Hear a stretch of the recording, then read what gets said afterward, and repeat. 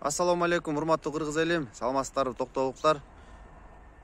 Мен кече күнү өзүмдүн сунушум менен Токтогул районунун акими Акылбек Алякуновичке кайрылдым элем. Ошо менен биргеликте эле мен Токтогул шаарынын депутаттарына, спикерине жана Токтогул шаарынын мэрине бүгүн жолдогонду туура көрдүм. Эске сала кетсем, Токтогул районунун акими кече күнү шаардык кеңештин төрагасына сунуштамасын берген экен. Бөкөнбаев көчөсү менен Турусов көчөсүнүн кесилишиндеги 080 га жерди мамлекеттик ишкерлерге, сырттан келип иштеген мамлекеттик кызматкерлерге үй куруу максатында өзүбүздүн пикир менен биз сунуштарыбыз менен каршы пикирибизди берип олтурабыз. Урматтуу Токтогул шаарынын депутаттары жана төрагасы Мирбек Жуспахонов.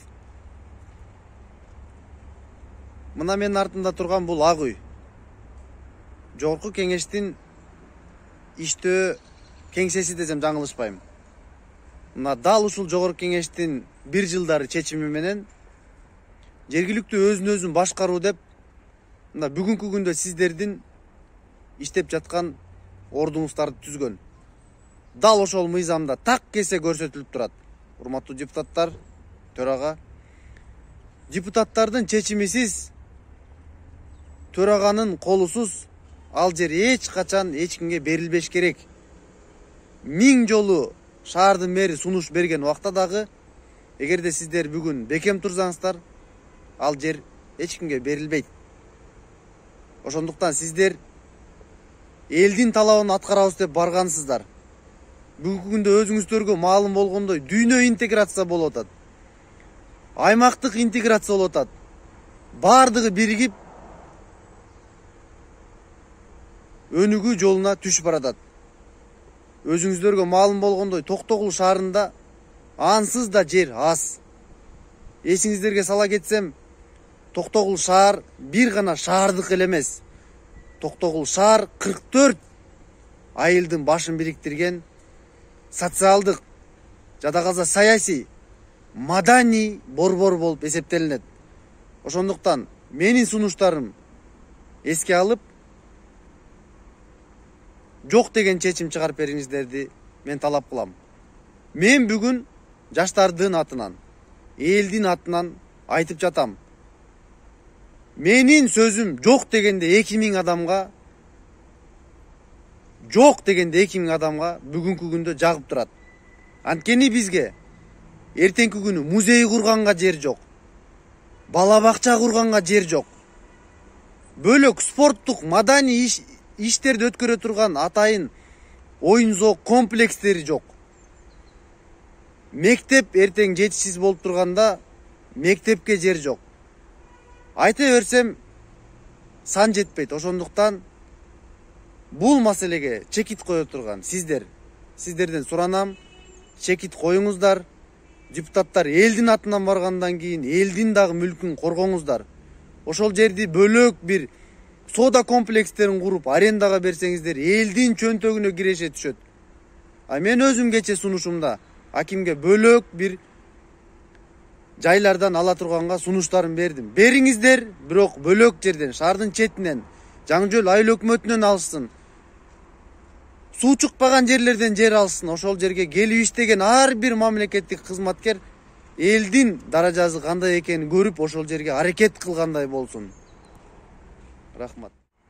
Урматтуу Токтогул шаарынын мэри Болот Турдуевич, мен сизге бүгүн иниңиз катары, жараң катары кайрылгым келет. Урматтуу Болот Турдуевич, мен сизге чоң эскертүү берем. Сизге жөнөкөй мен мисалдар менен түшүндүргөнгө аракет кылайын. Мына өзүңүз Токтогул шаарында кандай жердин жетишсиздигин көзүңүз менен көрүп келатасыздар. Ансыз да жердин баарын оңго солго таратып, коррупционерлер бардыгын түгөттү. Бүгүнкү күндө парктын ичиндеги деңиз иниңиз саткан жер боюнча да мен маселе көтөргөн бир убактарда. Но ошол маселе боюнча дагы күрөшүп артка алган жоксуз. Тескерисинче бүгүн сунушуңуз менен шаардык кеңешке келип жатасыз ошол жерге берели деп. Берилбейт, урматтуу Болот Турдуевич. Жер аз. Эртеңки келечек муунга жер керек. Бир мисалды айтайын сизге. Эртең Токтогул мектепте мына өзүңүз барып көрүп келиңиз. 45-тен 50-ге чейин балдар окуп атат. Элдердин саны бүгүнкү күнгө чейин күндөн күнгө өсүп атат. Өзүңүз көрүп атасыз, бардыгын билип атасыз. Эми эртең балдардын ушул саны көбөйө турган болсо, Токтогул мектептин кыршасына чыгып окуйбу Болот Турдуевич? Мына өзүңүзгө дагы бир мисалды айтайынчы. Паспорт столду айтайын мен жөнөкөй эле. Канча айылдын башын бириктирген Токтогул шаарында паспорт столдун мекемеси жок. Ошол жерде элдер кыйналып атат, ошол жерде паспорт ала албай. Мына ошолордун маселесин чечиш керек бүгүн. Мына бөлөк инвестициялар келе турган болсо, эртең Токтогул бул маданий борбор, бул жаштардын борбору, бул деген борбор деп аталат. Ошондуктан мен бөлөк борборлордон эч айырмалабайм. Каракөл, Каракол, мына ошолорго окшогон шаар бул. Шаардын көркү болуш керек. Ансыз да 44 айылдын башын бириктире турган. Ошондуктан бул сунуш пикириңизди сиз артка алыңыз. Прокурорго үй берем, сотко үй берем деп айтпай эле коюңуз сиз. Алардын өздөрүнүн жерлери бар. Айта кетсем, прокуратуранын 11 соттук жери бар мына. Элдерден да угуп атам мен. Мага да кат жазып атышат. Соттордун өздөрүнүн жерлери бар болчу. Ошол жерлерди приватизация кылып алдырышкан. Мына ошол жерлерди алышсын. Ал эми буга чейин акимдер өзүбүздүн жерден болгондуктан акимдерде андай муктаждык деле болгон эмес. Бөлөк жактан келген жумушчуларга дагы мекеме куруп берем дегендерге мен мугалимдерчи биздин мугалимдер. Алар эмне жери жок жүрө береби? Канча деген мына өзүңүз мэр болуп көрдүңүз, канча деген адамдар биздин жерге муктаж. Бүгүнкү күндө сапта турат.